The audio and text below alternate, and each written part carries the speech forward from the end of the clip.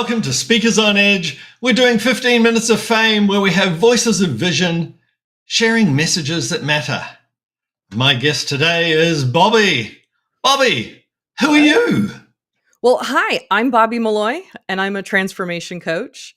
And as someone who has gone through multiple transformations in my life, I would say, even from the time that I became an adult at 18, if you can call it being an adult at 18, all the way through now several decades, I have reinvented myself, realigned myself after living a life that I just wasn't proud of or wasn't happy in, even if I didn't realize it at the time. And I've gone through all of that work and found the struggles that I had to overcome. And now I help people get through that so they can become the person that they were always meant to be. So, who's the person that you were? Oh, well, I was living the American dream, honestly. I was married. We had the biggest house in the neighborhood. I had a six-figure job. I had two kids. If you name it, I had a vibrant social life, but it wasn't a life that I chose. Literally, I had followed what everybody else said that I should do. So, like my father suggested when I was going into the Marines, he's like, "Oh, here, you might want to do this." And that ended up being the job that I did there. And then somebody said, "Oh, you would be really good doing this." And so I did. And they were right. I was good, but I wasn't happy. I realized very late, unfortunately, that something was off. I wasn't being me. I sure as heck could tell you what everybody else in my life wanted, who they wanted to be, who they were working towards, what dreams and goals they wanted to achieve. But when everybody asked, "Well, what does Bobbie want?" Bobbie didn't know. Like, I legitimately could not answer that question. So I was a shell of a person, but on paper, I had the life. And that's really where my transformation really started, was once I began to realize that that's what was going on. Is I had a fantastic career of other people's choices. I had a beautiful life that I didn't consciously choose, that I started to ask questions like, what does Bobbie want? And I sat in that uncomfortable silence for a while because I couldn't answer it. For many years, I couldn't answer it. Even in asking myself, what do I want? I would always come back to, what does somebody else want? And the reality is, so many of us get stuck in these patterns because whether it's society that tells you this is what you should do, grow up, get a job, get married, get the house with the white picket fence. I literally had everything but the white picket fence.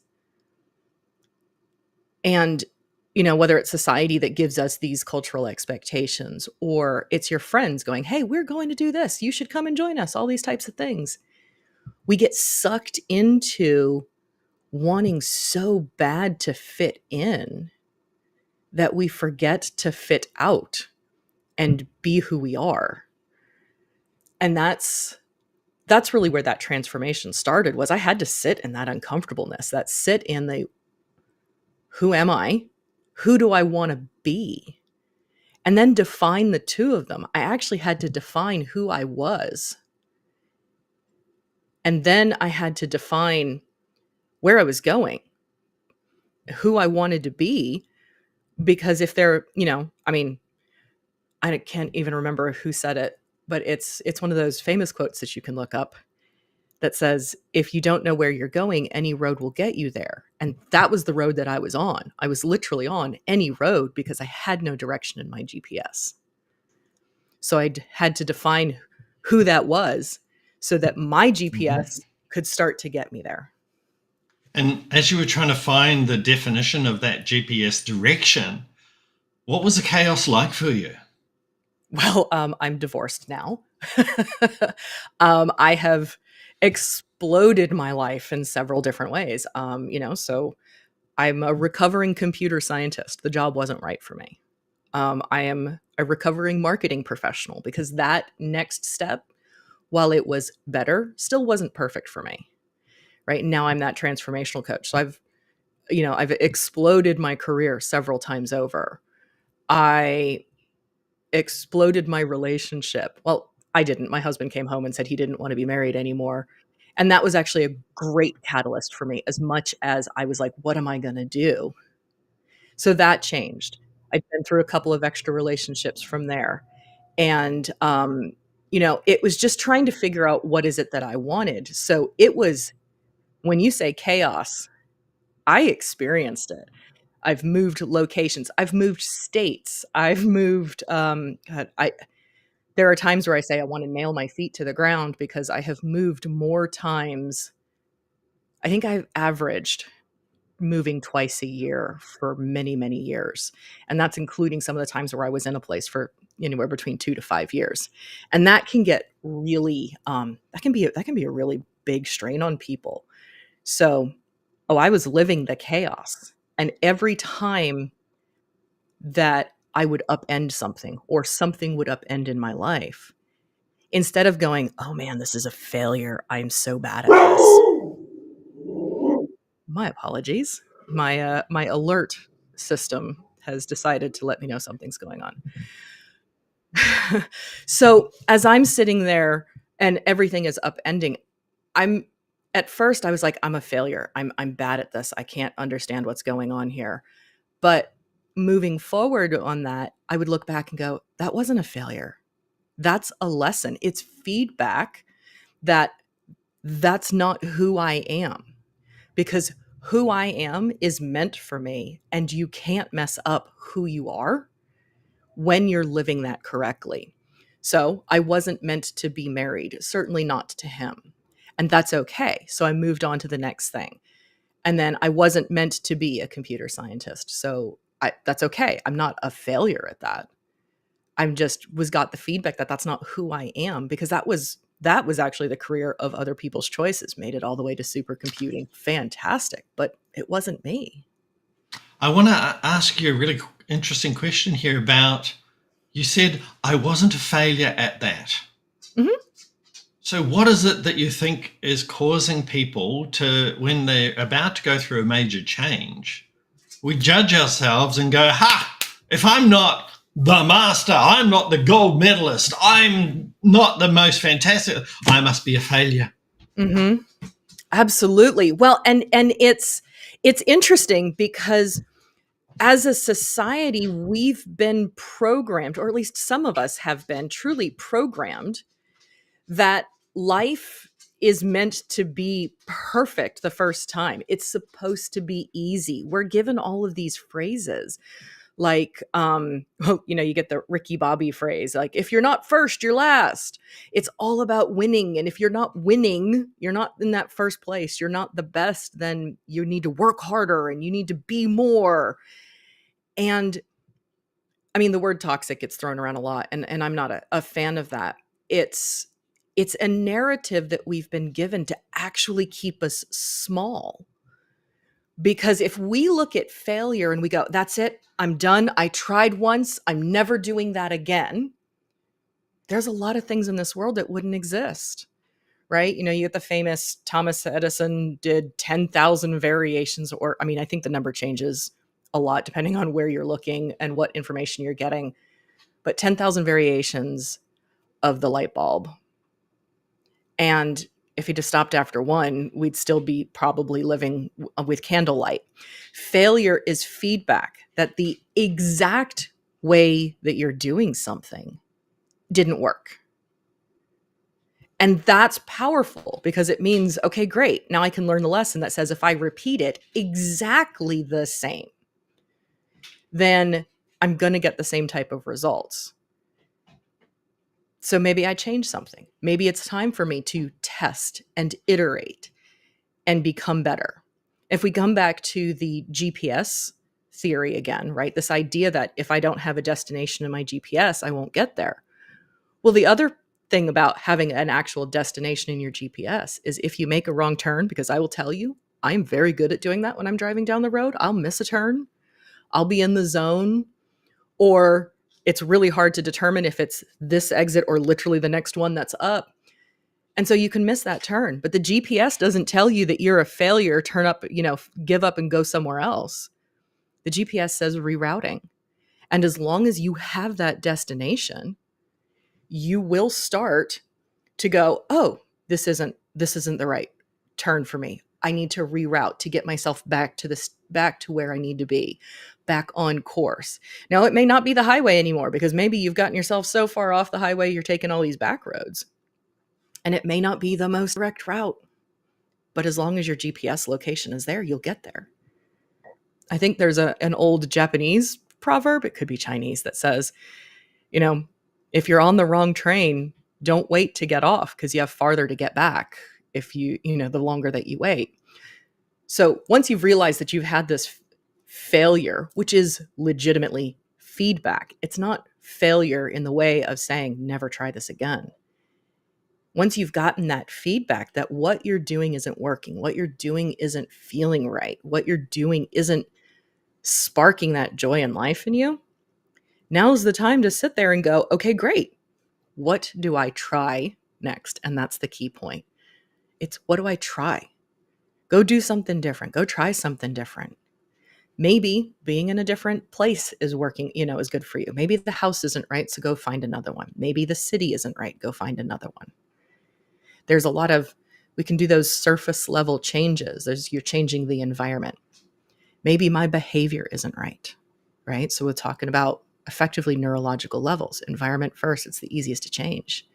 Maybe my behavior needs to change. Maybe instead of getting up in the morning and drinking a milkshake and downing McDonald's isn't the right thing for my body. So maybe I need to change that behavior. Maybe it's not the behavior, maybe it's a skill. Maybe I don't have the skill that I need to accomplish what I need to do. So I go out and I find it and I learn it, right? Maybe it's an identity, right? That's your next level up. Maybe it's not that I am, that I drink alcohol. Maybe I'm sober and I have to change that at an identity level. And there's beliefs that go even above that. Maybe it's the belief that I'm capable of doing something. Maybe it's the belief that my third grade teacher told me I would never be good at math, and I took that on. So maybe I believe that I'm not good at math. But where did that belief come from? If it's not helpful for me to get what I want, it's not a belief that came from me. It's a belief that came from out in the world. So when we sit there and we think about these neurological levels, where do we make the changes? Right? And if you've ever had that opportunity, and I've certainly done this, to where you've changed jobs, but the characters seem to stay the same. You hate your job, you hate your boss, you hate the fact that you're doing X, Y, Z. So what do? You go and you change jobs, and then you hate your job, you hate your coworkers, you hate what you do. I mean, haven't we done this before? You're changing one aspect of it, but it's not working. So we need to change something at a different neurological level. And that's kind of where that transformation and failure really comes into play, is going, where do I need to adjust? And the reality is, the farther up the levels you go, the deeper into who you are and who you are at a core is what you're working with. And that's it's kind of awesome when you really realize that if out here is what's causing the friction, or at least a good reason that the friction is happening, what's in here is the answer. And that's powerful, regardless of what's going on in your circumstances. You have that power to change. You have the power to adjust who you are, who you show up in as the world, how you present yourself to the world. And that's how transformation honestly happens. It's not out here. It all starts in here. Wow. I deliberately didn't ask questions while you were sharing that, because it was so incredibly powerful and people needed to hear this. Mm-hmm. Because on the show, the point of the show is voices of vision with messages that matter. And your message today is, it's not failure. It's feedback. And what are you going to try next? Absolutely. Be a scientist. Be a scientist. Yeah. Try something different. when I'm coaching, I add a little extra piece to that because I don't talk about trying. Mm-hmm. Because to me, there is no try. You either do or you don't. Good To old me, Yoda. it's a decision. So Mm-hmm. what empowering decision are you going to make next? Absolutely. What's your next choice? Mm-hmm. What's your next action? What's your next desire? What's your next destination? Absolutely. And I would say you can combine the two because it's absolutely a decision and a choice on your end. But sometimes you have to try a couple before you can decide which one you want. Well, exactly. When you do, but you're not trying, you're doing a Correct. couple Yes. and you're getting feedback Yep. that's not a failure. Mm-hmm. It's just feedback. And hey, I'm great at this, but I'm really bad at that. Okay, Absolutely. that's And okay. the I sad don't have to be the guru of everything and the expert at everything. Absolutely. The sad part of that is it's really easy to determine when you're just so bad at something, right? I am Oh, not yeah. an accountant. I'm good with that. Somebody else takes care of that, right? I'm good with knowing that I'm bad at that. But the kicker is when you're good at something and it's still not right for you. That's when it becomes harder. I started at age 12 being an accountant. My mum was an accountant, and I would sit at the dining table and do the profit and loss and balance sheets for 14 supermarkets with her. Oh, I mean, what a And great you know, education. she wanted me to be an accountant. Well, my father was an alcoholic, so it was a choice: be around him or be around mum doing her work at night. I mean, So that's a it was a choice. choice. That's a It choice. was a choice. But I didn't want to be an accountant. Mm-hmm. But you see, those external pressures, they're strong. Yeah. Oh, And yeah. Mum would have loved me to be an accountant. It if you fit focus on that, her. It fit her vision of what she wanted me to be. mm-hmm. And instead, I've broken out of that throughout my life. And that, to me, is why your message. It's not failure. It's feedback is so important. it is. You are not a failure because you didn't succeed at everything that you've done. You just got feedback that that's not who you were, and that's all it is. Exactly. Now, Bobbie, where can people find you? Well, you can find me on my website. It's alignedselfmethod.com, or you can find me on TikTok at alignedselfmethod.